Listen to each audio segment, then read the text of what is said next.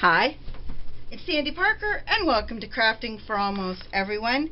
I'm going to be making a card today that is going to have, it's going to be a 5x7 card, and I'm going to be putting this frame around these hedgehogs, and then I punched out this little thanks, and he's going to be holding that, dropping it down like that. And I'm going to watercolor use my watercolor pencils for my hedgehogs, and we're going to go from there.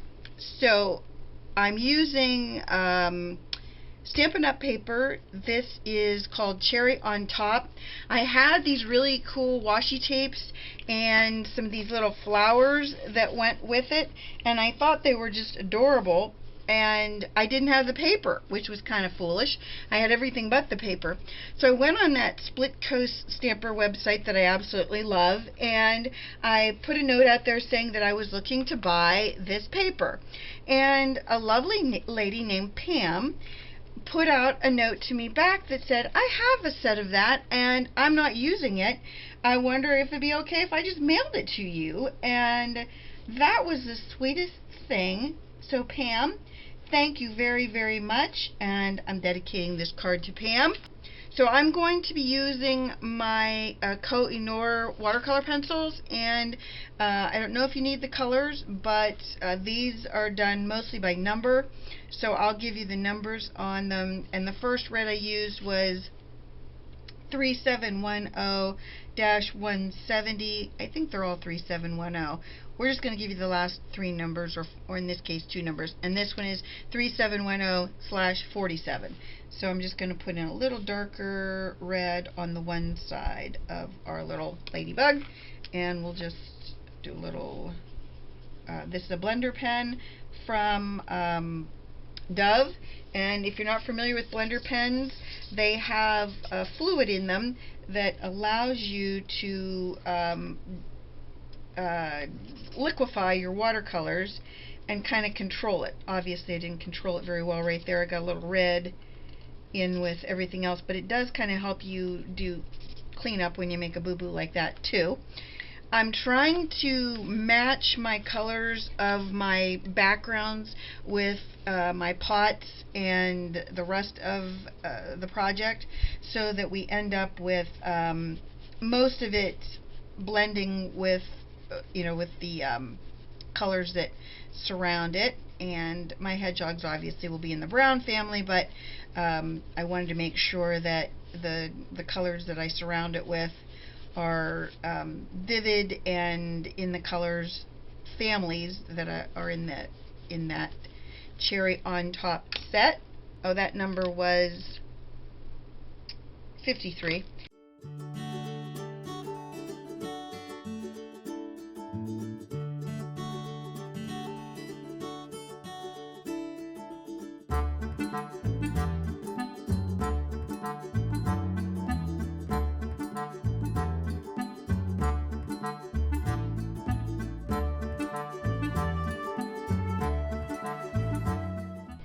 Okay, then I think next we're gonna go into our hedgehog, and our hedgehog is gonna be 29 for his lighter colors.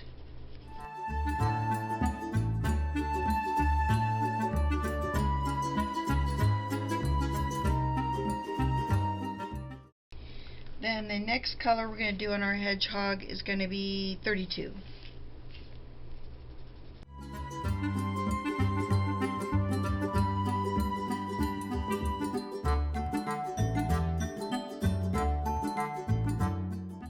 Then I'm going to use a little bit darker. This is 33, just to kind of make them have a little bit of, around his edges, a little bit of shading maybe.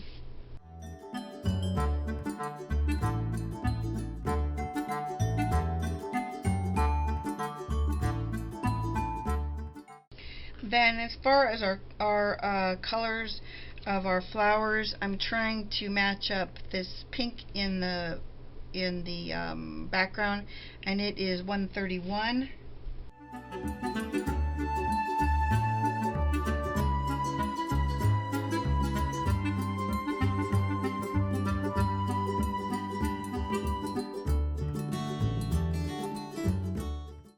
center, I'm going to go with the yellow that's in my background. And that number is 3.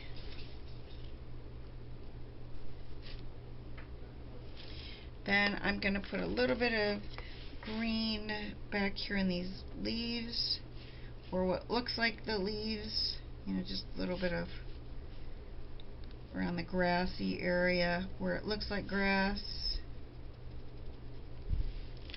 And then let me scratch off my blender, blend that out, just so we have a little bit of the green, you know, just around the bottom.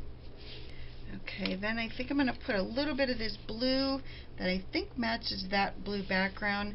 I thought what I would do is just kind of put a little bit of it around in the background, just, you know, just so that it looks like there's a little bit of color going on around them.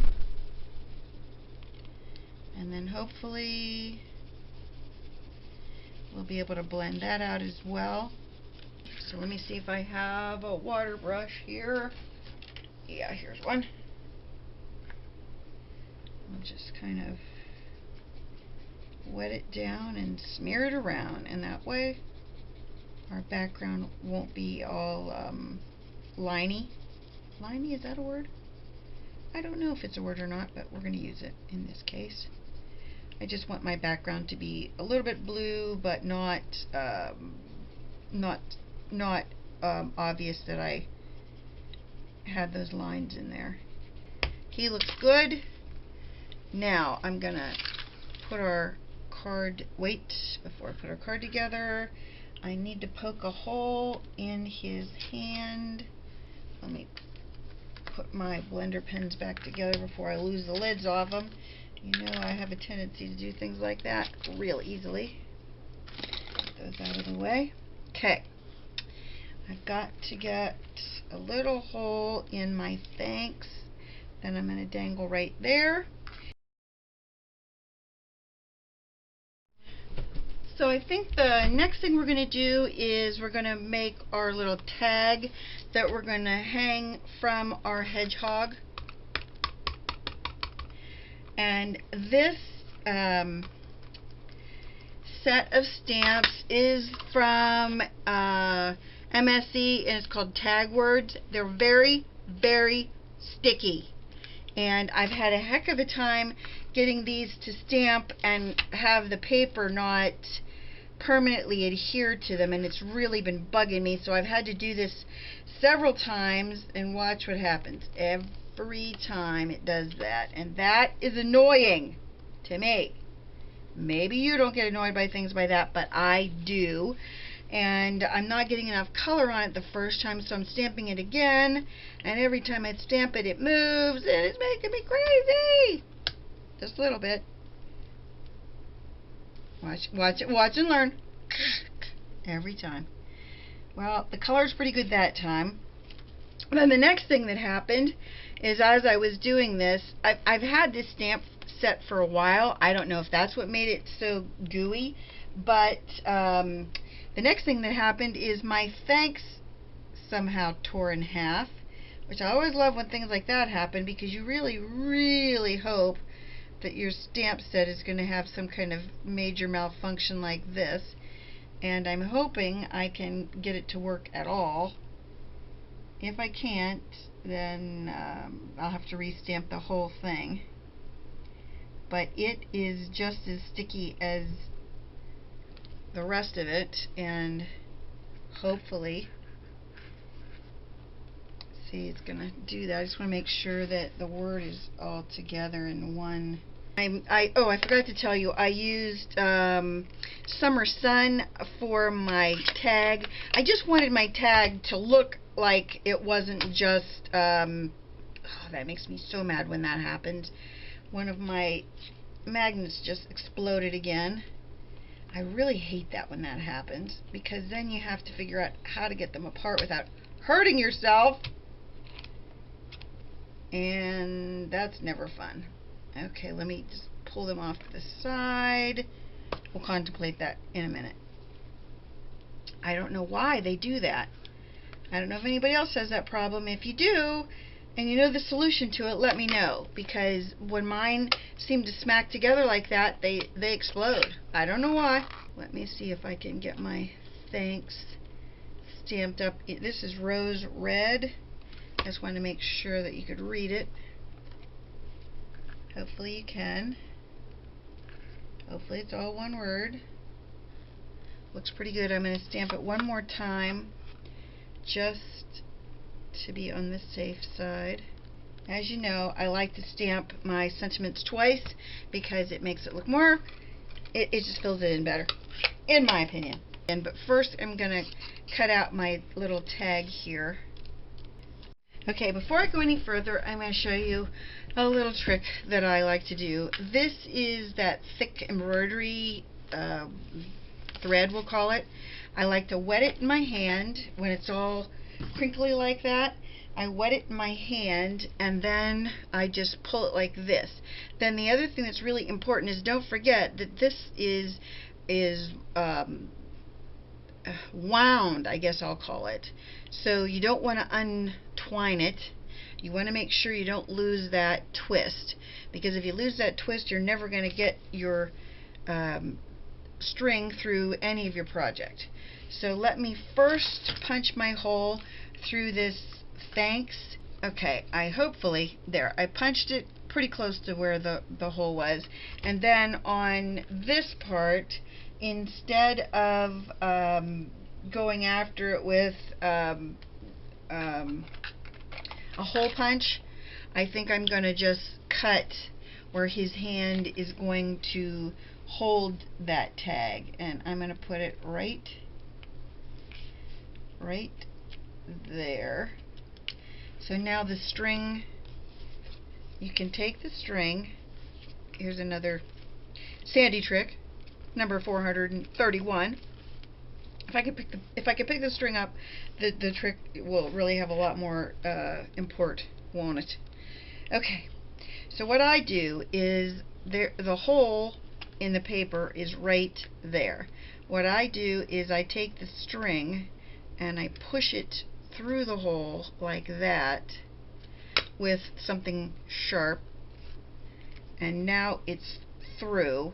And I make the string a lot longer than I need to because I want to make sure that, first of all, I'm going to tape it down on the back so that it stays, but also I want to make sure that I don't have any problems with it on the front, that it's long enough on the front that it doesn't that I end up having a piece that will stay and be in the right spot.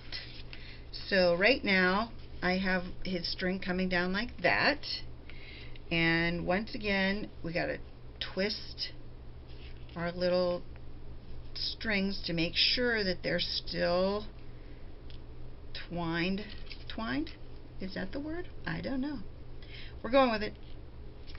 They're still in a circle. I don't know what they're in. And then you can either shove it back through the hole, which is what I think I'm going to do, because I think that would look kind of cool if I just shoved it back through the hole. If this doesn't work, you'll be the first to know, because you'll never see this video. You'll be the last to know, because you will never see this video. So all you do is you just pull it through like that, and hopefully our string comes through. And then you just decide how long you want it. In my case, I just want my thanks to just hang down like that. I know it's flopping all over the place and you're going, where is it? She's going nuts with this. It's everywhere. And I'm just going to lay it into the tacky stuff. Tacky stuff being tape runner, for those of you who do not know my lingo.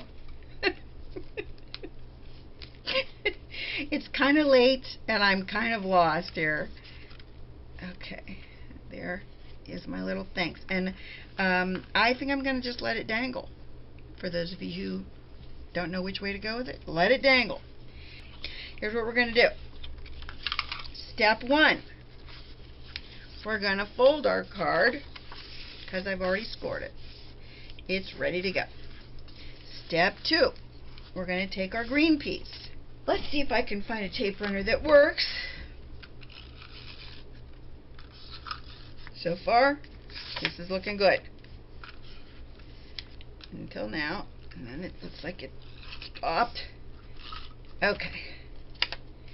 So our paper opens at the bottom right there, and let's see, close enough. There is that layer. Now, this layer, I think what I need to do is cut down my hedgehog so that it is now inside the frame. And I'm going to cut more off the top than the bottom. If you can't see that, I apologize. I hope you can. And then I'm going to cut some off the sides and get my thanks out of the way, because we're going to want to make sure that it shows some green on both sides, and the bottom, and the top, all the way around. In fact, let's see how it will look right now. Now, we need to put this and the hedgehog on dimensional tape or foam tape, whatever you like to call it. I'm going to call this foam tape. Okay, so I took all the backings off. I didn't think you'd really want to watch me excuse me, do all of those backings and removing one by one each one of those little pop-up things.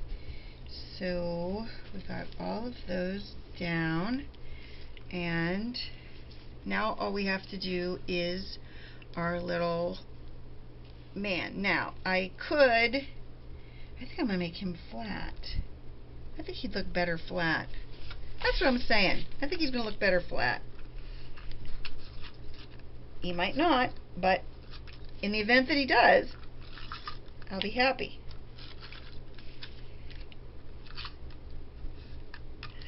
This stuff just does not want to come out to save its life. I'm going to go for plan B, shoot for another one that maybe will or will not come out.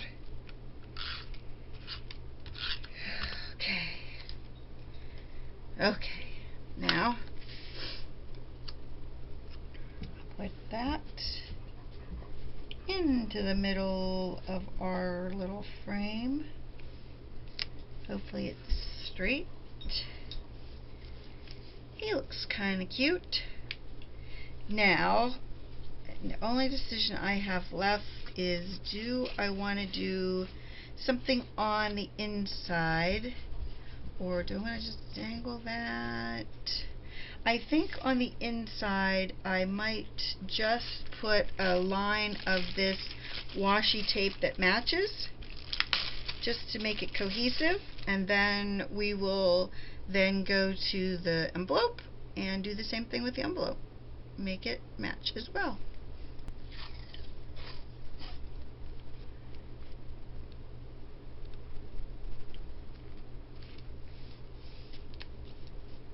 There we go. I think that looks good. I could put another sentiment in the inside, but I think I would rather just write her a little note. And I'm going to give the envelope to match. Same dots, only I'm going to put them back on the flap like I like to do. I mean, I really love it when you can find a whole set that everything matches, like this one, where the paper, the washi tape, the inks, everything matches. The paper, the background paper, I mean, it's just all of it. It just really, I don't know, I just like the way it just all kind of comes together. And one more thing, and then I'll show you my new surprise. This says, as always, hold on, I got a little sticky paper there. I made this for you, and now I have a new one.